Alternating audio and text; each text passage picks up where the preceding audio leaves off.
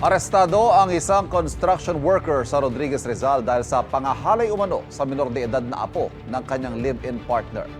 Sa Angono naman, arestado rin ang isang lalaki dahil sa pang-aabuso umano sa isang minor de edad. Wala silang mga pahayag. May unang balita si EJ Gomez. So ngayon ay hinuhuli namin sa warrant of arrest sa kasong Section 5, Article 3 of the Public Accident System. Ikaw ay may karapatan na manahimik.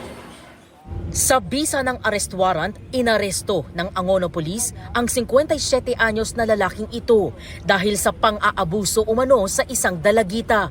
Ayon sa pulisya, nangyari ang krimen sa Barangay San Vicente sa Angono, Rizal, Pebrero ng nakaraang taon.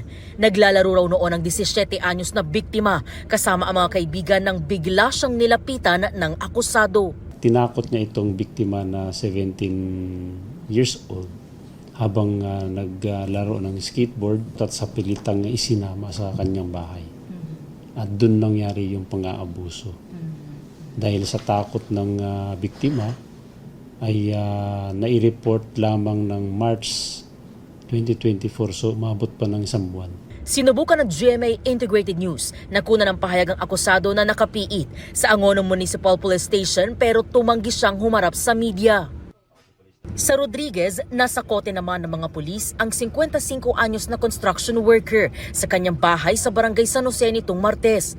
Base sa investigasyon, hinalay umano ng akusado ang menor de edad na apo ng kanyang live-in partner noong Oktubre 2024. Noong araw nga yun ay kinutusan nga itong bata nung kanyang auntie na pumunta doon sa bahay at kumuha ng damit kung saan itong arrested natin na tao nandoon sa bahay at nagulat siya at siya ay minulis siya nitong taong to. Itong bata na to na biktima ay agad namang nagsumbong sa kanyang tatay at nagpunta sa himpilan ng pulisya. Nang respondehan ng pulisya, nakatakas na raw ang akusado.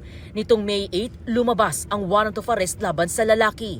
Walang pahayag ang akusado na nakakulong sa Rodriguez Municipal Police Station. Naharap siya sa kasong acts of lasciviousness. Ito ang unang balita. EJ Gomez para sa GMA Integrated News. Kapuso, huwag magpapahuli sa latest news and updates. Mag-iuna ka sa balita at mag-subscribe sa YouTube channel ng GMA Integrated News.